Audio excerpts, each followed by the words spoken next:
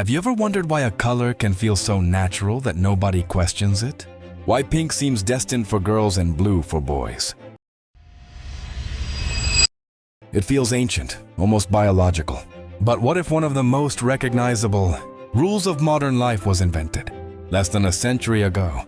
And for a reason that had nothing to do with science, tradition, or human nature. 100 years ago, if you walked into a department store in America or Europe looking for baby clothes, you might have found something that would completely confuse a modern parent.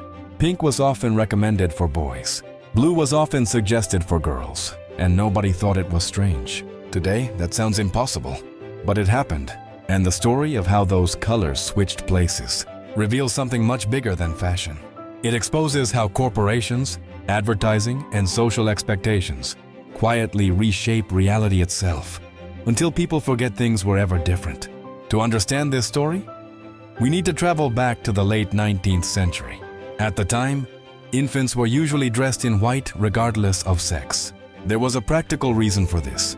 White fabric could be bleached repeatedly, making it easier to clean and reuse. Children's clothing was expensive, and families often passed garments from one child to another. Color simply wasn't a major concern. Then, as industrial manufacturing expanded and synthetic dyes became more affordable, children's fashion began to change.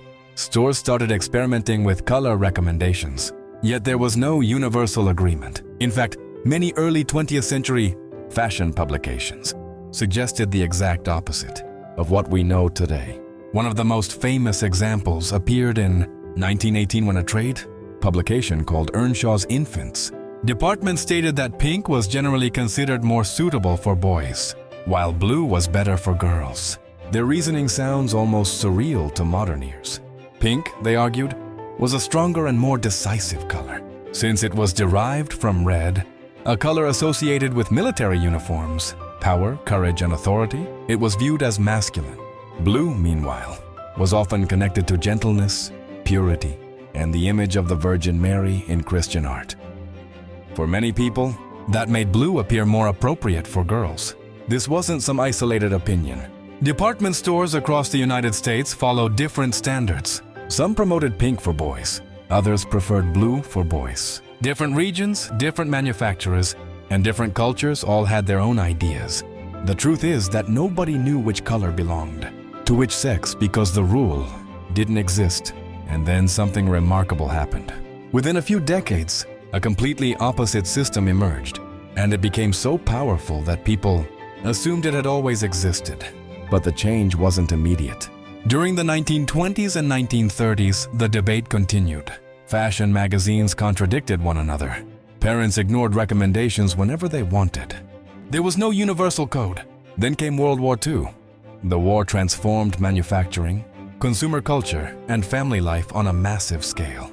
When millions of soldiers returned home after 1945, a new era of economic growth began in the United States. Families bought houses, suburbs expanded, consumer spending exploded, and businesses started looking for ways to sell more products than ever before. At first glance, baby clothing might seem insignificant compared to cars, televisions, and refrigerators.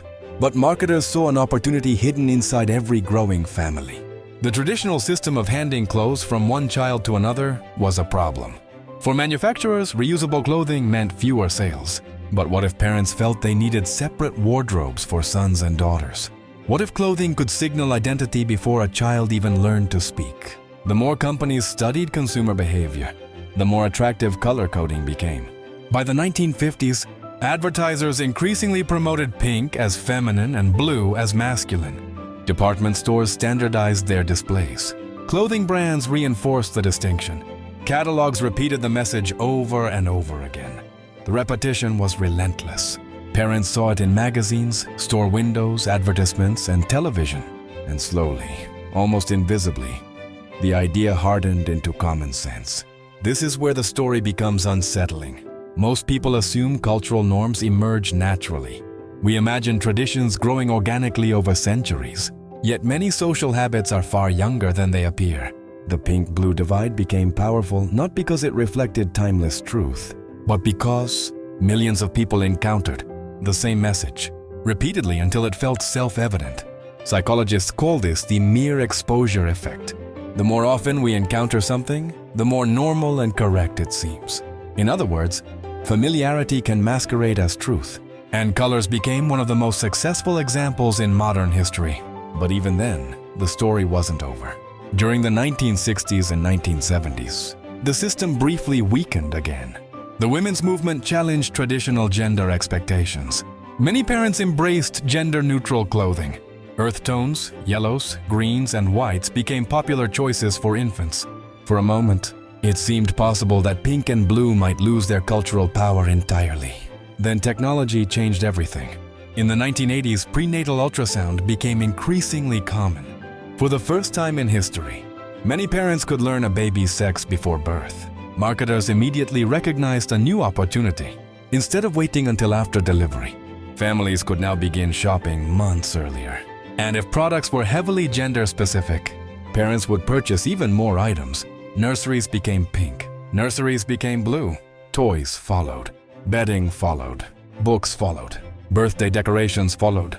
The distinction spread into nearly every corner of childhood. What had once been a loose fashion preference evolved into a multi-billion-dollar marketing ecosystem. And yet, if you traveled back just a few generations and showed people modern baby aisles, many would be bewildered. They would wonder why everyone seemed so certain, because certainty was never part of the original story. Perhaps the most fascinating part of this history is how quickly collective memory changed.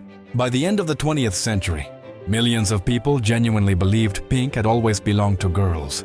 The previous reality almost vanished. Old photographs were forgotten. Store catalogs disappeared into archives, and magazine articles gathered dust. A historical reversal became invisible. It's a powerful reminder that society doesn't just create rules. Society often forgets that it created them.